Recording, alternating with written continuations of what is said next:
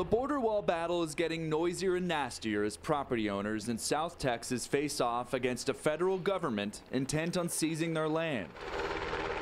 Land needed for a portion of wall construction that was approved by Congress months ago. The $1.4 billion project has raised the ire of the Catholic Church and its neighbors along the Rio Grande River and could signal what lies ahead if the president's plans for more wall building go through. The La Lomita Chapel, the namesake for the city of Mission, Texas, happens to be in the middle of the already approved path. Building could begin as early as February if lawsuits don't stop at first. But it'd probably go either on top of the levee or right down at the base of the levee. Father Roy Snipes, often donning a cowboy hat with his crucifix, is a Catholic priest in the Oblate Order, which has ministered in the valley since the 1840s. We're here at the old La Lomita Chapel, which is the kind of the mother church of our whole area. The Catholic diocese does not want to sell this land or give it up, so it's suing the government, saying this violates Catholic teachings, the church's responsibility to protect migrants, as well as its First Amendment right of religious freedom.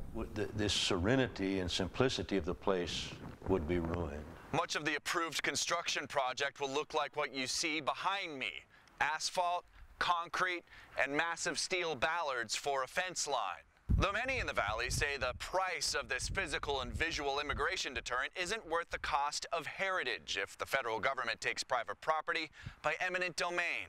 Uncle Sam is going to impact that dramatically by eliminating all of these trees full of nests, eggs, baby birds, piling them up somewhere and burning them. At the National Butterfly Center, the concern is what a wall and law enforcement zones will do to migratory birds and butterflies.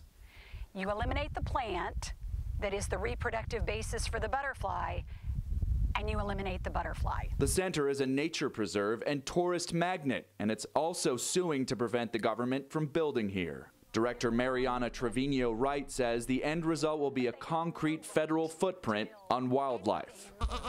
Nearby, the federal government has already surveyed what it would take from the Cavazos family's 64 acres. The wall itself? Yeah. It's not going to stop anything. Many families like them have multiple heirs to their properties, so the total impact of land seizures is yet unknown. Construction may cut off access they have to the water they grew up fishing on. From the same river Father Roy uses to boat to work. For God's sake, leave our chapel alone. You don't have to build a wall along this beautiful river.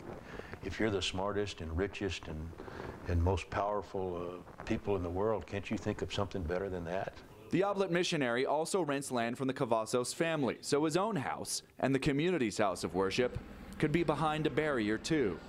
John Munn, Associated Press, Mission, Texas.